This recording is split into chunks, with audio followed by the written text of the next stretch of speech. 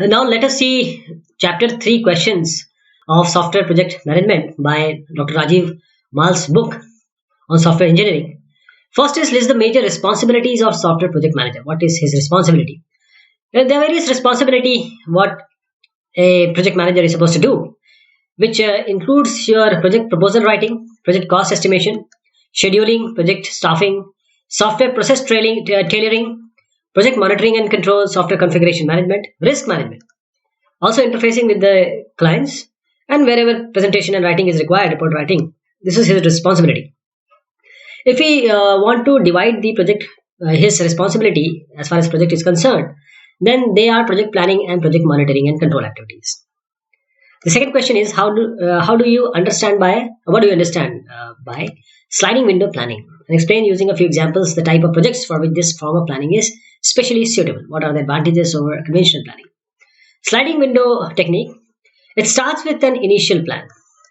Then the project is planned more accurately in successive development stages. Means first an initial plan is there. Then as the project commences or it starts and it gears up, then successive development stages more accurate planning is done. At the start of the project, project managers have incomplete knowledge because they are not aware of the details of the project. So their information base gradually improves as the project progresses into different phases. Once the completion of every phase is done, the project managers can now plan each subsequent phase more accurately and with the confidence increased. For large projects, if we talk about large projects, conventional planning turns out to be too inaccurate. So in this we use sliding window planning for large projects, which improve the accuracy and effectiveness of planning.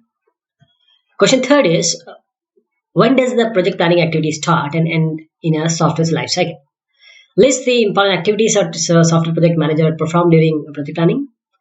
Actually, the project planning starts after the project is found to be feasible, you know, and then it continues till the end of the testing phase. So it is not the planning phase like every stage has some or the other planning which is going on.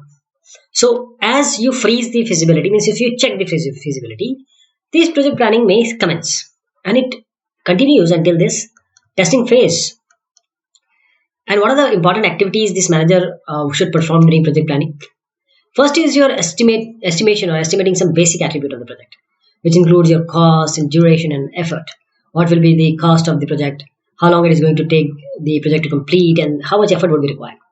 Then staffing or scheduling manpower and other resources, staffing organization and staffing plan, and identification of risk, analysis and abatement of this risk, planning of this abatement. Then various other plans are also expected out of the project manager, which is quality assurance plan, configuration management plan, etc. Then we have question number 4. What do you understand by product visibility in the context of software development? Product visibility. And why is it important to improve product visibility during software development? This product visibility, as it suggests that product should be visible or it is visible. This implies development of high quality review document at the end of every milestone. So how you view the project, how you can view the project, this is only possible when you have a well documented support for this SDLC. And this software, you cannot view it because it's tangible, intangible stuff. So it is very difficult to manage the development. So increased visibility helps manager to effectively monitor progress and control the project thanks to the documents. Fifth is what are the different categories of software development projects according to COCOMO estimation model, and give examples of software product development projects belonging to each of these categories. So there are main 3 categories of software development projects according to our COCOMO constructive cost model estimation. First is organic, then we have semi-detached, and the third is your embedded. Organic, in this category we can have data processing applications. In semi-detached we have utility programs like compilers, computer communication software, etc. In embedded, these require programming at hardware level, such as embedded system development. Now, beside these inherent complexity, there are various other factors also that affect this classification of the project into these 3 categories of development. And it actually depends on the experience and proficiency of the development team also. Sixth is for the same number of lines of code (LOC) and the same development team size, rank the following software project in order of their estimated development time and briefly mention the reason behind your answer. So first is your text editor, then employee payroll system, operating system for new computer. So what we do is we arrange like this: first is employee payroll system, then a text editor, then we have operating system for a new computer. So the reason for choosing these ordering, because these project can be classified into organic, semi-detached, and embedded according to our Docomo category classification. Seventh question is: as the manager of the software project to develop the product for the business or application, if you estimate the effort required for completion of the project to be 50% months, can you complete the project by employing 50 engineers for a period of 1 month? Justify your answer. Actually, no. We have this, we have learned in the theory that there are so many things which are affecting, and we have known the metric also. So it will not be possible to complete the project by employing just 50 engineers for a period of 1 month, as this suggests, because if 50 engineers are hired for 1 month, so it will be very difficult to meaningfully keep each them busy for a month, because there are only limited parallel activities, and there is a proper ordering among the tasks. So the project duration of cost would increase. Then we have statements. We have to select true and false and give the reasons for answer also. First is as a project manager, it would be worthwhile on your part to reduce the project duration by half, provided the customer agrees to pay for the increased manpower requirement. And this is actually false. Why? Because as we suggested that there are only limited parallel activities. These parallel activities in the ordering among the task, it would not be possible for us to decrease the development time any less than 75% of the nominal estimated time as suggested by Boehm. We have seen in theory, Boehm suggested that it is not possible. B is software organization achieve efficient manpower utilization by adopting project-based organization structure, and this is false, because functional organization achieve efficient manpower utilization, not the project-based. Since at any time the required manpower could be borrowed and returned to the functional pool, and also a functional organization lead to job specialization as well. And then C is for the development of the same product, the larger is the size of a software development team, the faster is the product development. Again, we are going for the same discussion. For simplicity, assume that all engineers are equally proficient and have exactly same experience. Now we know that because there are limited parallel activities and ordering among the tasks, it would not be possible to decrease the development any less than 75% as suggested by Boehm of the normal estimated time, whatever may be the number of manpower employed. Then we have D. The number of development personnel required for any software development project can be obtained by dividing the total effort, that is estimated effort, by the total duration of the project. Actually, this is false. A simple division of the effort by the duration, it implicitly assumes constant team size. But the team size should show a Rayleigh distribution. It actually shows a Rayleigh distribution for efficient utilization of the manpower. Initially, you need less, then it goes to maximum, and then it reduces. Then we are on E. The democratic team organization is very well suited to handle complex and challenging projects, and this is true because democratic this setup it encourages the thinking by all team members, and they are suited to handle complex and challenging projects. Democratic setup, right? Then F is it possible to do the configuration management of a software project without using an automated tool? Though it is true, but it will be very difficult for software management, to do actually. Because software project without using an automated tool, not impossible but difficult. G. According to the Kokomo model, cost is the most fundamental attribute of a software product, based on which size and effort are estimated. Actually, this is false. Because according to Kokomo model, size is the most fundamental attribute of a software product. And first we compute the size, and on basis of this size, we go for effort, cost, and other parameters. H is size of a project as used in Kokomo is the size of the final executable code in bytes. No, this is not true. This is false. Size as used in Kokomo is a measure of problem complexity in terms of effort and time required to develop the product. Then as we have seen this, true and false, this 9th question is quite intuitive. Using a schematic diagram, show the order in which the following are estimated in COCOMO estimation technique: cost, effort, duration, and size. So we contribute like this. We have a size estimation. From size, we estimate the effort and the duration. With the effort, we come to cost estimation. With effort and duration, we compute the project staffing and then we schedule it. 10th is, suppose you have estimated the nominal development time of a moderate size software product to be 5 months. Okay. You have also estimated that the cost will be 50,000 to develop the software product. Now the customer will come to you and he requests that he wants you to accelerate the delivery time by 10%. How much additional cost would you charge the customer for this accelerated delivery? Irrespective of whether you take less time or more time to develop the product, you are essentially developing the same product only. So why then does the effort depend on the duration over which you develop the product? So can you answer this? If you have learned the book or the theory, you'll be easily solving it. So the product is moderate size, so we'll use directly the Jensen's formula. And as we have learned about Jensen formula, we can directly apply 50,000 by 5 by 4, 5 by 4, and you know how this has come.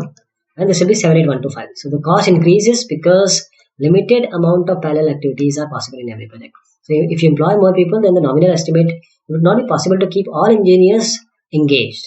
That means you cannot provide them meaningful work. So the idle time of personnel will show up the increased cost. Putnam model. Explain how Putnam model can be used to compute the change in the project cost with project duration. What are the main disadvantages of using Putnam model to compute the additional cost incurred due to schedule compression? How can you overcome them? So we know that K1 by K2 is equal to T to the power 4, means this is actually inversely proportional. K1 by K2 is equal to TD2 by TD1 to the power 4. And with this expression, we can easily observe that when the schedule of the project is compressed, the required effort increases in proportion of the 4 power. This is 4 power of degree of compression. So which means that a relatively small compression in delivery schedule can result in substantial penalty in human effort. For instance, if the estimated development time is 1 year, then in order to develop the product in 6 months, that is 1 by 2, the total cost or effort required to develop the product will increase 2 to the power 4, that is 16 times. So Putnam estimation model works reasonably well for very large systems, but it would seriously overestimate the effort on medium and small system. For example, medium and small projects, this Jensen model can be used. Question 12 is, suppose you are developing a software product in the organic mode and you have estimated the size to be around 100 KLOC. Compute the nominal effort and the development time. And you know how to compute it. You know that it is 100 KLOC line and the project is organic. We will use the nominal effort 2.4 into KLOC to the power 1.05, which will come to 302.1 man-month. And we will put this effort in this formula, that is development time 2.5 into effort to the power of 0.38, that will be 8.6 months. So this is a C program, and estimate the Halstead length and volume measure. You know how to do it, n1 log plus n2 log, and is that the possibility of the expression is on the basis of operands and operators. So I hope that you will do it. We'll go to 14th one. What does Halstead volume metric represent conceptually, and how, according to Halstead, is the effort dependent on program value? So this is actually volume. So volume represents the size of the program by approximately compensating for the effect of the programming language used, because programming language, operators and operand will come from those aspects only. Because according to Halstead, the effort to develop a program varies as the square of the volume and is given by V star by V. That will be the power of 2. So what are the relative advantages of using either the LOC or the function point metric to measure the size of the software product? In this we can give answer that LOC, line of code, because it depends on the programming style of a person. He may code in less instructions, statements. Other may use more than that. But if you use function point metric, apart from this aspect, it will take other aspects also into the discussion. That is why function point metric is relatively a good measure. 16 is list the important shortcomings of LOC, line of code, for use as a software metric. So I hope that by answering this question, the 15th will also be solved. LOC gives a numerical value of problem size that can vary widely with individual coding style, as I just suggested. However, LOC focuses on the coding activity alone. It merely computes the number of source lines in the file program. And LOC measure correlate poorly with the quality and efficiency in the code, where function point metric covers a lot. LOC measure penalizes user for high-level programming languages, code reuse, etc. This one. And LOC metric measures the lexical complexity of program and does not address the more important but subtle issues of logical and structural complexities. So logical and structural complexities are also to be considered. It is very difficult to accurately estimate LOC in the final product from the problem specification. You cannot easily estimate from just specification that how many codes you are going to write.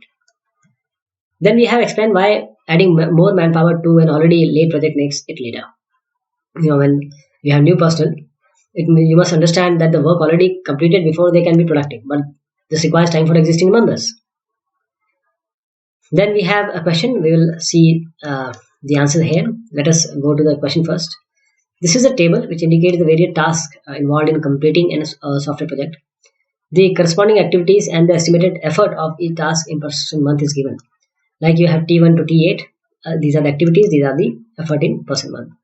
The precedence relation, that is Ti less than equal to Tj Tk, implies that this Ti must complete before either this Tj or Tk can start. So it has to start. It will only complete or it will only start when these two are completed. So the following precedence rule is known to hold among different tasks.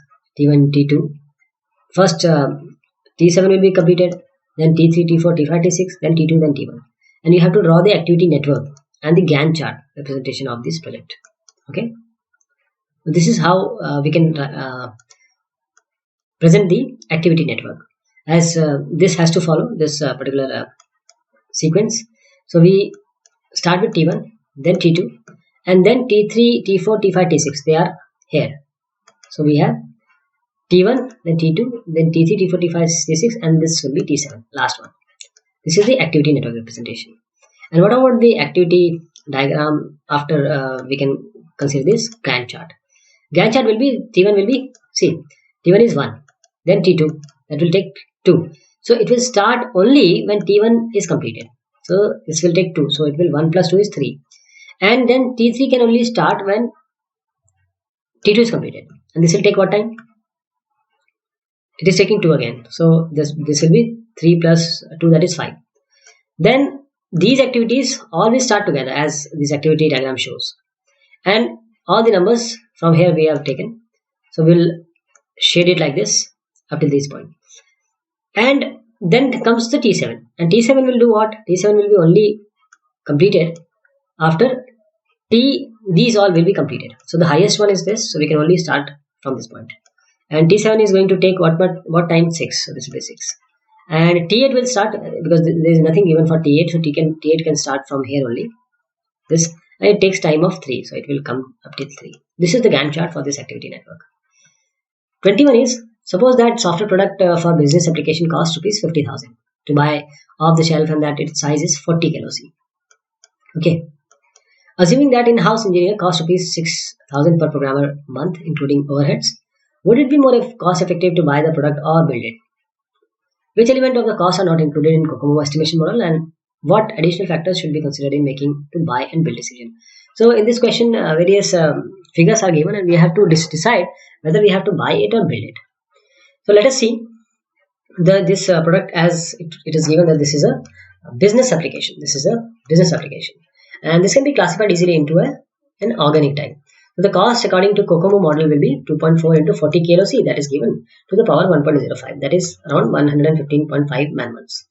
And the in-house engineer is costing 6,000. So we'll just multiply man months with the cost per month. So that is 6,000 into 115.5. That will be around 692,669. But if before a buy or build decision can be made, we have to see these points. How quickly is the product required? It may take some time to develop the product. The number of copies required, whether the development product can be sold, a developed product can be sold, whether any maintenance of the product will be required in the future. What would be the cost of maintenance? That is around 40 to 60% goes. Then the risks associated with the development, such as schedule slippage and cost escalation. And would the experience gained in the development product be of any use? Then 22nd is, suppose you are the manager of the software project. explain using only one or the two sentences why you should not calculate the number of engineers required for the project as a simple division of the effort estimate by the normal duration estimate. If you divide the effort by duration, it implicitly assumes that the team is of constant size. But the team size should show a Rayleigh distribution for efficient utilization of the manpower like this. So constant team size arrive for a simple division of the human effort by the nominal duration estimate. It will lead to a wastage of manpower only and consequently increase of cost and duration. Then list the important items that a software project management plan document should discuss. As we have covered this in theory, so I will leave it for you. 24 is, suppose you are the project manager of a large product development team and you have to make a choice between democratic and chief programmer team organization. Democratic and chief programmer. Which one would you adopt for your team? Explain the reason behind your answer. So you are project manager for large product development. And the answer for 23rd is this actually. I told you that I'll leave it for you, but let us have a glimpse of this. First, let us consider 23rd: introduction, project estimate, scheduling, project resources, staff organization, risk management plan, project planning and control plan, and miscellaneous plan. These are all there in SPMP. And I'll give you an answer of this. 24th. Actually, for large product, we'll not choose democratic because democratic is employed where you have a project which involved R&D activity. Only 5 to 6 engineers are involved and there is no boss. Everyone talks to everyone.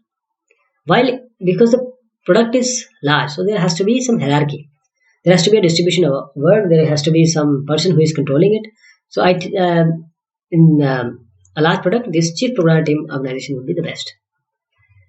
Then 25th is compare the relative advantage of the functional and the project approaches of development center organization. We have seen in one of the questions, so I will not repeat it. Suppose you are the chief executive officer CEO of a software development center. Which organization structure would you select for your organization? Why? So we'll answer this one. The second part. Being a CEO, it will be always prudent to go for functional because we have seen why functional gives the better performance and better exposure to the software development. And 26th is name the different ways in which software development teams are organized for the development of challenging satellite-based mobile communication product. Which type of project team organization would you recommend? Justify your answer. The team organization for the satellite-based mobile communication product would actually depend on the size of the product being developed. So if the size of the product is small, we'll use a democratic organization. Otherwise, we'll go for mixed organization. Not a single can be applied here. 27 is what do you understand by software configuration? And what is meant by software configuration management? How can you manage software configuration? And why is the software configuration management crucial to the success of large software product development teams? The state of all deliverable items at any point of time is called the configuration of the software. Right? The state of all deliverable items. So software configuration management involve effectively managing the configuration, which you can have two major tasks: configuration identification and configuration control. So actually configuration means change control, if you can say like that. 28 is in what units can you measure the productivity of a software development team? These three important factors that affect the productivity of a software development team. The productivity of a software development team can be measured in terms of KLOC per day. How many KLOC, kilo line of code, are developed per day? There are three important factors that affect the productivity of development team. First is use of software engineering principle, usage of automated tool, and the experience and motivation of the team members. 29 is list three common types of risks that our typical software project might suffer from, and explain how you can identify the risk that your project is susceptible to your project. Suppose you are the project manager of a large software development project. Point out the main steps you would follow to manage risk in your software project. So there are three common types of risk that a typical project, my software project might suffer. One is your schedule overrun or slippage. Then the frequent requirement changes by the customer. And then team members leaving the organization which are experienced or were there with you for quite a long time. And how there are steps in managing the risk. First, we need to identify the risk, assess the risk, and containment.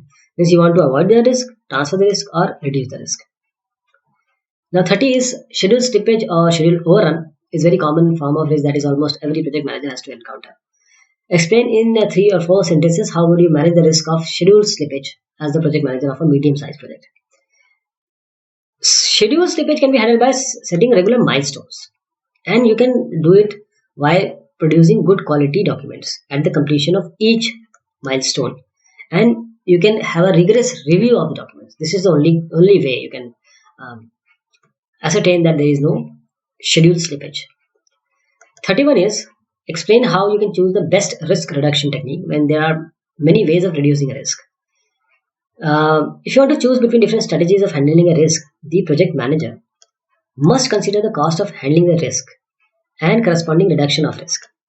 What we do, we may compute the risk leverage of different risk. So risk leverage is the difference in the risk exposure divided by the cost of reducing the risk. We have to compute the risk leverage. How it can be computed? Risk exposure before reduction minus risk exposure after reduction divided by cost of reduction. Okay. 32 is what are the important types of risk that a project might suffer from, and how would you identify the risk that a project is susceptible to during project planning stage. So different type of risk that the project may suffer you can broadly classify them into. One is project risk, the other is technical risk, then you have business risk. So in order to be able to successfully foresee, anticipate and identify different risks that might affect your software project, you can have a company disaster list. So this list could contain all the bad events that have happened to the software project of the company over the years, including events that can be laid at the customer's door. So this list can be read by the project managers in order to be aware of some of the risks that the project might be susceptible to. So such a disaster list have been found to help in performing better risk analysis. 33rd is, as a project manager PM, identify the characteristics you would look for in a software engineer while trying to select personnel for your team. Now this is an interview question actually. So these are important.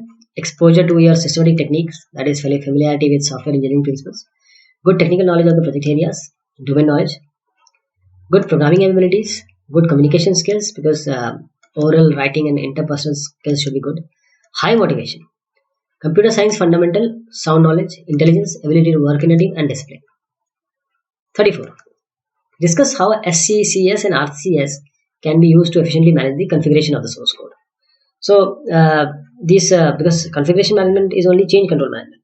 So change control management of facilities provided by these two, SCCS and RCS. This includes the ability to incorporate restriction on the set of individuals who can create new versions and facilities for checking components in and out. That is reserve and store operations. Also, this SCCS and RCS, it provides a efficient way of storing versions that minimize the amount of occupied disk space.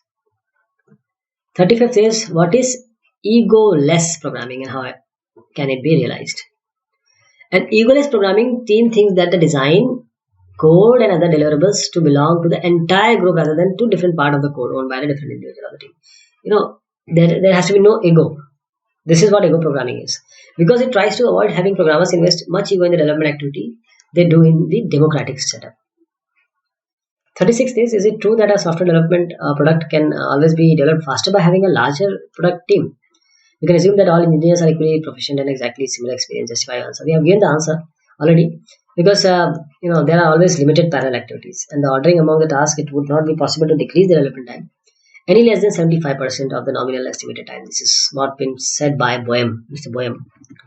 Suppose you have been appointed as a PM of a large project. Identify the activities you would undertake to plan your project. Explain the sequence in which you would undertake these activities by using flowchart notation. What are some of the factors which make it hard to accurately estimate the cost of software projects? We have covered a lot in text and these questions also. So I hope that I can leave this as an exercise of making flowchart for you. 38 is, suppose you are the PM of large development project. The top management informs you that you would have to do with a fixed team size. That is, you have number of engineers which are constant throughout the duration of your project. And what will be the impact of this decision on your project? Of course, the cost will escalate. The schedule will overrun. These are the after effects. 39 is, the industry average productivity figure for engineers is only 10 LOC per day. Only 10 line of code per day. What is the reason for such low productivity? Can we attribute this for the poor programming skill of engineers? The productivity is not really as low as RPA since coding is the only part of activity, and a lot of effort goes into designing, testing, and actually, which are not reflected in the LOC per day productivity measure. Then we have 40. What problems would you face if you are developing several versions of the same product according to client's request and you are not using any configuration management tools? These are the problems. Inconsistency problem when the objects are replicated. Problems associated with concurrent access. Providing a stable development environment, this will be a problem. And system accounting and maintaining status information will not be possible. And how to handle variance. This will be again a concern. 41 is, what is the difference between a revision and a version? What do you understand by the term change control and version control, and why are these necessary? Explain how change and version control are achieved using a configuration management tool. A new version of a software when it is created and when there is a significant change in the functionality, technology or hardware it runs on. This is the first part.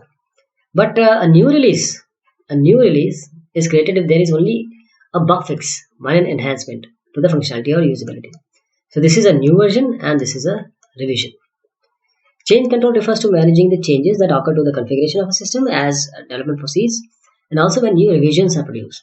So version control deals with managing these multiple versions quite efficiently.